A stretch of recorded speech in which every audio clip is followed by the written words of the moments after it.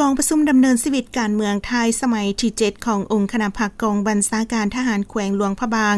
ได้จัดขึ้นในวันที่20เดือนมีนาคม2025โดยการเป็นประธานของสหายคำลาเลียนประดิษฐ์คณะประจำพรรคแขวงประธานกวดกาพรรครัฐแขวงมีสหายพลจตวาวิเลียมวงศ์ทิสารเลขาคณะพรรคหัวหน้าการทหารสหายพลจตวาศรีวิไสเพ็งสันติสุขกรรมการพรรคแขวงหัวหน้าการเมืองกองบัญชาการทหารแขวงหลวงพระบางมีคณะพรรคคณะบัญชาและภาคส่วนที่เกี่ยวข้องเข้าร่วม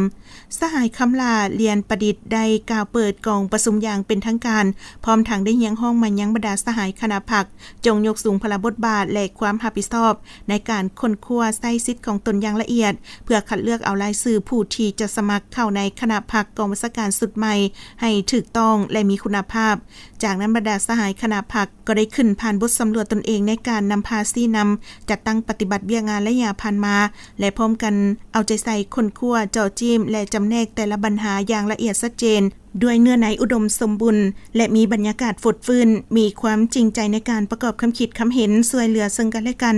บนจิตใจมิตรภาพมิตรสหายห่วมอุดมการเดียวกันสามารถเห็นได้ด้านตั้งหน้าด้านย่อท่อข้อคงข้างต่างๆที่จะต้องได้แก้ไขและถูกคำเห็นล้วนแต่เป็นประโยชน์ที่ดีเป็นการประกอบส่วนสำคัญเข้าในการปรับปรุงก่อสร้างกลมกองให้มีคุณภาพมีคุณธาตุการเมืองมีคุณสมบัติศีลธรรมปฏิบัติและแบบแผนวิธีเหตุเวียกของพนักงานนักรบในระยะผ่านมาแม้นได้เสิร์ชสู่ความรับผิดชอบต่อหน้าที่การเมืองของตนสูงปฏิบัติระเบียบวินัยมติคำสั่งข้อกำหนดกฎระเบียบต่างๆของคันเทิงวางออกอย่างเข้มงวดเป็นแบบอย่างน้ำหน้าด้านคุณธาตุการเมืองและพร้อมกันนำเอาเนื้อในจิตใจบันดำเนินชีวิตการเมืองในครั้งนี้ไปจะตั้งพันขยายเข้าสู่ล้วงลึกในชีวิตตัวจริงให้ได้หำมากผลสูง